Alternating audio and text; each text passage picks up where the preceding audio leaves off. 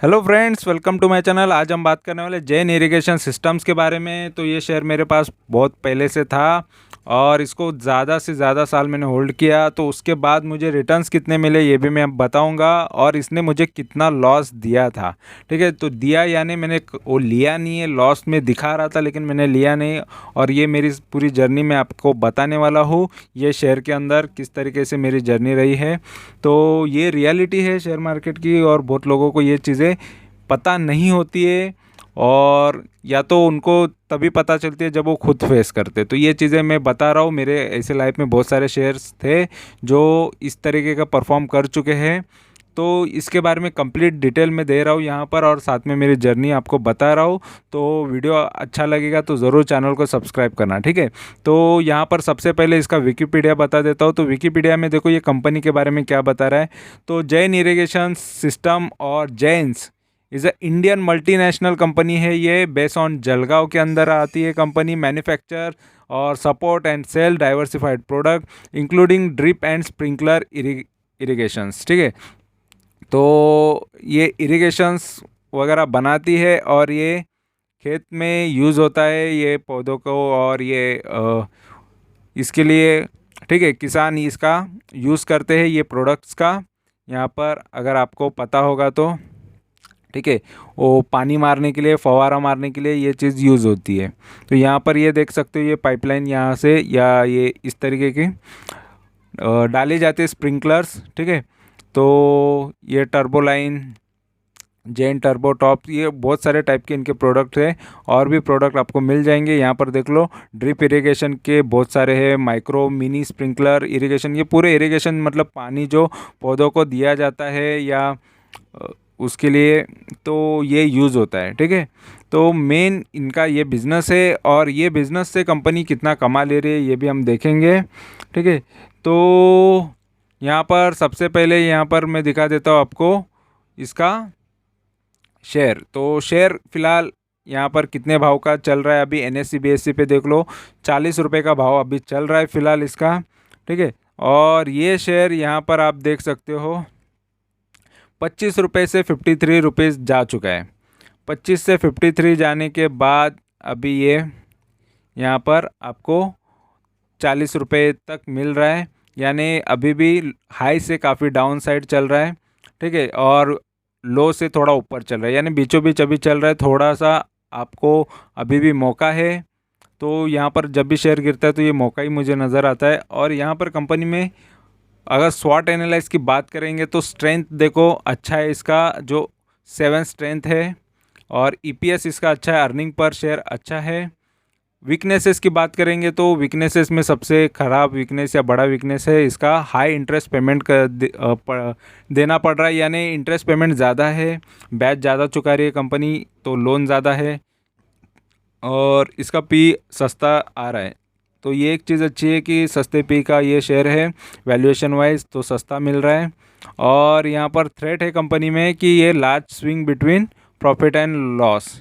तो large swings यानी कभी एकदम से ज़्यादा प्रॉफिट हो जाता है या एकदम से लॉस भी हो जाता है, तो स्विंग्स ज़्यादा है इसके अंदर।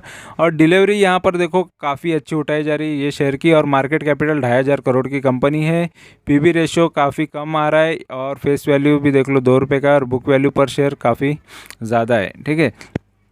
और अगर हम इसका एडवांस चार्ट की बात करेंगे तो इसी में मैं जर्नी भी दिखा दूंगा, क्योंकि ये लॉन्ग टर्म का मेरा शेयर रह चुका है।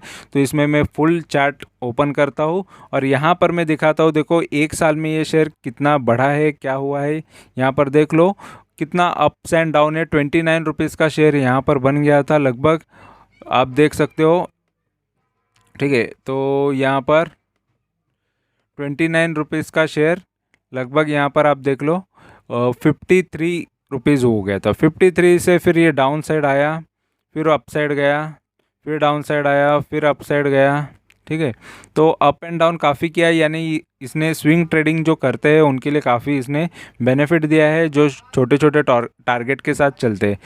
अगर हम 5 साल के चार्ट की बात करेंगे तो देखो 5 साल में तो काफ़ी ये शेयर ने गिरावट दिखाई है, तो बहुत नुकसान कराया है। देखो किसी का अगर प्राइस यहाँ पर 150 का होगा, 150 से तो काफ़ी ज़्यादा नुकसान ये शेयर ने दिया था, क्योंकि ऑलरेडी ये ₹3.05 का यहाँ पर आपको लो नज़र आएगा। यहाँ पर लो को आप नज़र रखिए कि यहाँ पर मैं लेके आता हूँ, ₹3.05 का नज़र आ रहा है। फिर वहाँ से ये शेयर देखो फिर बढ़ना चालू होता है और एक अच्छा रिटर्न देता है। ₹3 का शेयर बन जाता है 53 का। तो मल्टीबैगर रिटर्न तब उसी को मिलता है जो यहाँ पर लो भाव पे ज़्यादा से ज़्यादा क्वांटिटीज़ खरीद लेता है, और लॉस उसको मिलता है जो टॉप पे हाई प्राइस पे ज़्यादा से ज़्यादा क्वांटिटी खरीदता है। तो इम्पॉर्टेंट ये है कि आपको सही से पता होना चाहिए कि कौन से शेयर में कितने भाव पे कितनी क्वांटिटीज़ खरीदनी चाहिए।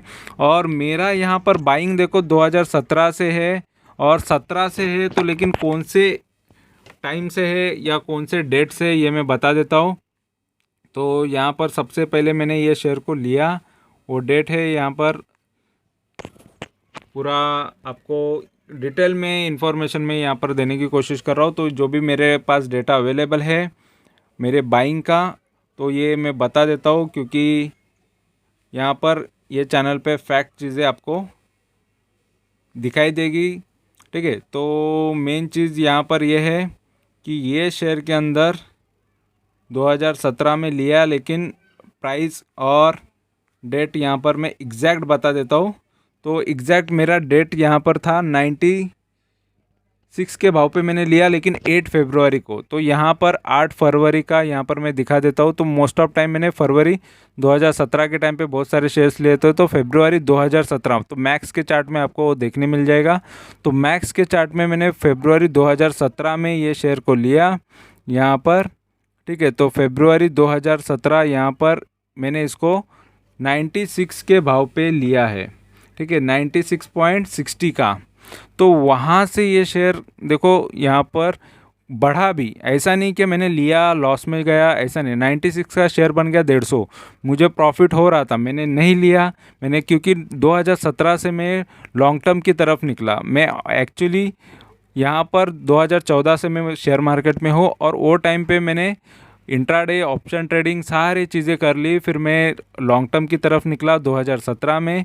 लेकिन क्या होता है कि हमको लॉन्ग टर्म करना है, लेकिन स्टॉक सिलेक्शन सही होना चाहिए। चलो वो टाइम पे स्टॉक का प्राइस वगैरह सारी चीज़ें मैं दिखा दूंगा, वो टाइम पे कैसा था और क्या हुआ, तो सारी चीज़ें मैं यहाँ पर आपको दिखाने वाला हूँ। तो देखो उसके बाद ये शेयर काफ़ी गिरा। ठीक है, 150 से काफ़ी गिरा, लेकिन इसके पहले भी शेयर देखो अच्छा खासा बढ़ गया था। ये चीज़ें तो मैंने देख ली थी, सभी चीज़ें देख ली थी कि ये एक टाइम पे 2-3 रुपए का शेयर था, और एक टाइम पे अच्छा खासा ये बढ़ के 150 हुआ। फिर 150 से गिरावट भी आई थी ये शेयर में, फिर से 45 हुआ, फिर 45 से ये बढ़ता हुआ हमको नज़र आया था। 45 से डायरेक्ट शेयर 250 के ऊपर गया था 264 का, और 264 से भी गिरा। ठीक है, तो इसने अप एंड डाउन काफ़ी किया था, लेकिन फिर भी मैं ये शेयर में आ गया, क्योंकि मुझे लगा कि ये लॉन्ग टर्म में तो अच्छा रिटर्न देगा ही। लेकिन सेम चीज़ वैसी हुई, रिपीट वो करते गया। फिर से अप साइड जाता है, फिर डाउन साइड आता है, फिर अप जाता है। तो ये कंटिन्यू करते रहा, और हमारा डिसीज़न रॉन्ग हो गया। ठीक है, तो इम्पॉर्टेंट चीज़ है कि आपको शेयर को अच्छे से जानना चाहिए, कंपनी को अच्छे से जानना चाहिए। तो वो टाइम पे लेने के बाद ये शेयर ने देखो लगभग 96 का शेयर मेरा बन गया था 3 रुपये का। यहाँ पर आप देख सकते हो ये 3 रुपये का भाव आया था, तभी मैं ये शेयर में मौजूद था। और ये 2020 में, मतलब 3 साल में मेरा 96% पूरा का पूरा शेयर का वैल्यू गिर गया। मतलब सोच लो अगर आपके पास भी वो शेयर रहता तो आपका कितना नुकसान होता।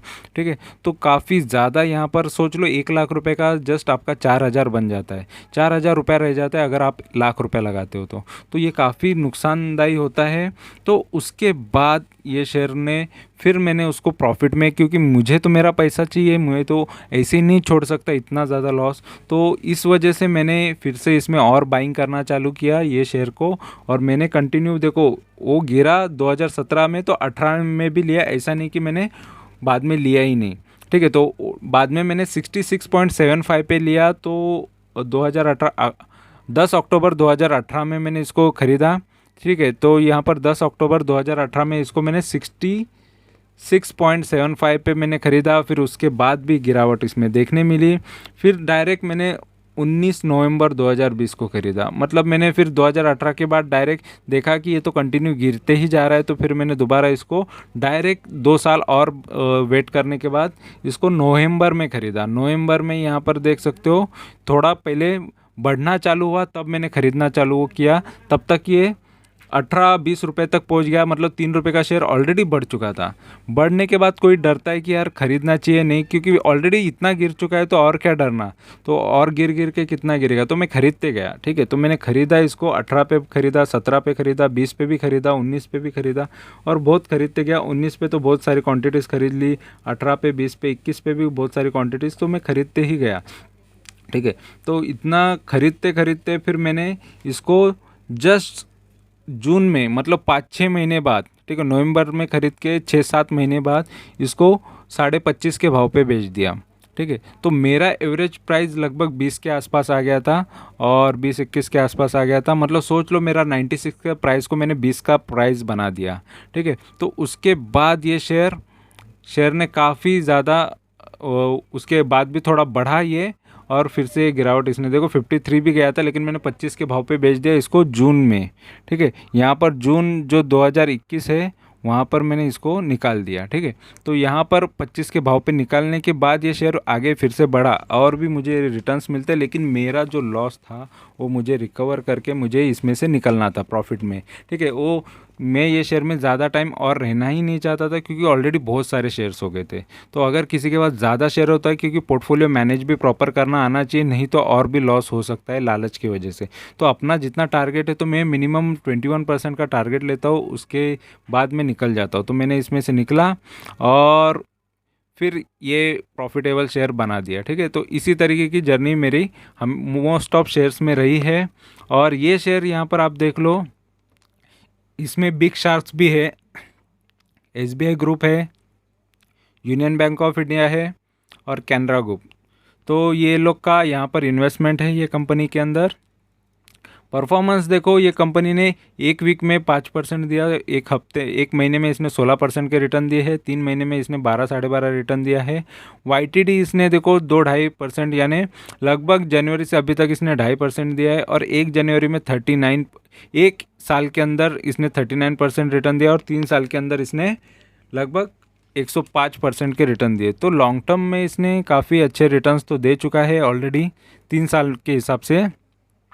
और यहाँ पर देखो, ये इरिगेशन यहाँ पर दिखा रहे हैं, और 100% का बाइंग का यहाँ पर रिकमेंडेशन आ रहा है फ़िलहाल। तो ऑलरेडी ये शेयर देखो, पहले वो टाइम पे काफ़ी बाय बाय आता था 2018 के टाइम पे भी, और वो टाइम पे प्राइस भी देखो कितना था।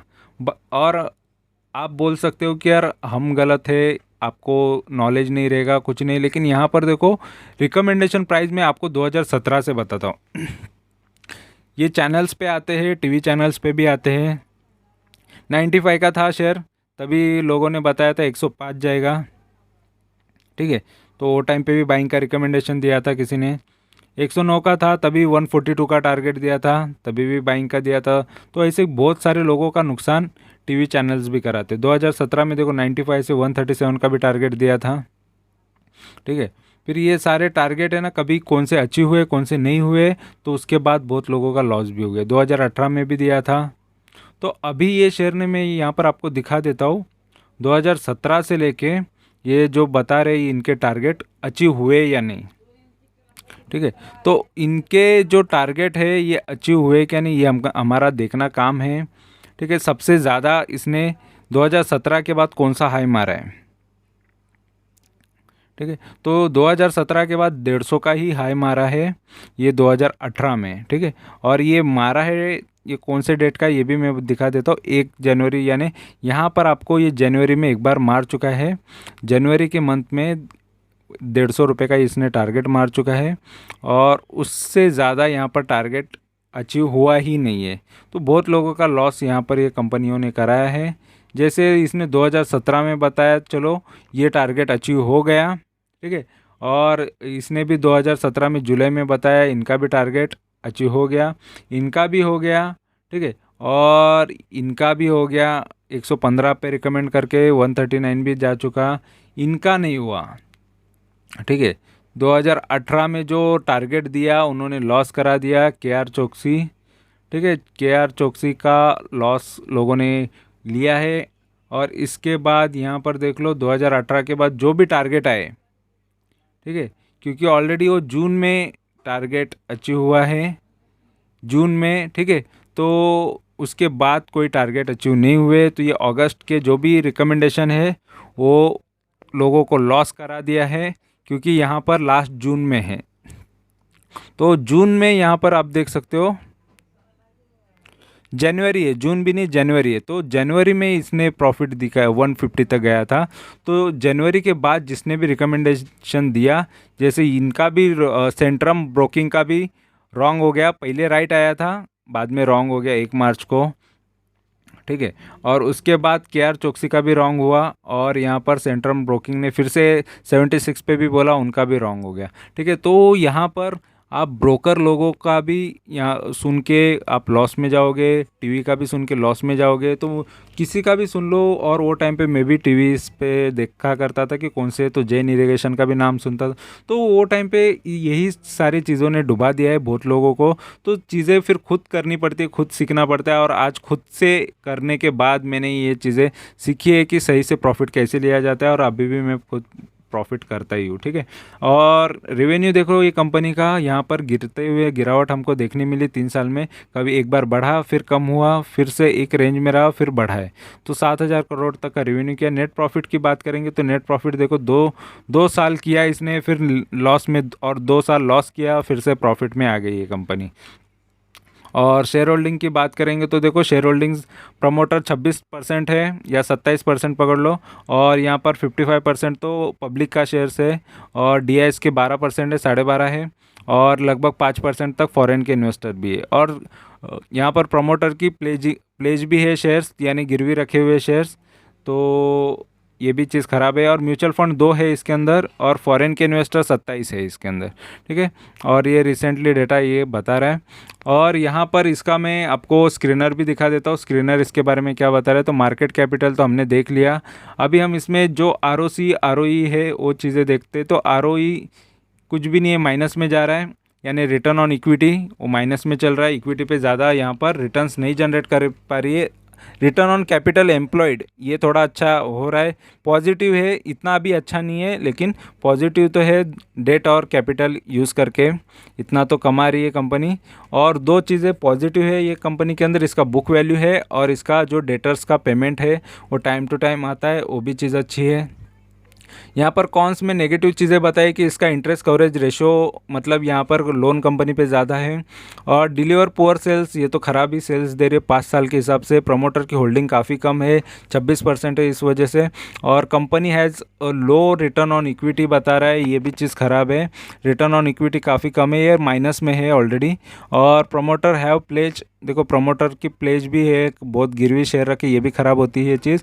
और अदर इनकम भी है कंपनी के पास, जो कंपनी मेन इनकम इनका ज़्यादा होना चाहिए, अदर इनकम कभी हुआ नहीं हुआ तो, लेकिन मेन जो इसका बिजनेस है वो सही से होना चाहिए, इसलिए वो अदर इनकम को ज़्यादा पॉजिटिव नहीं मानते, ठीक है।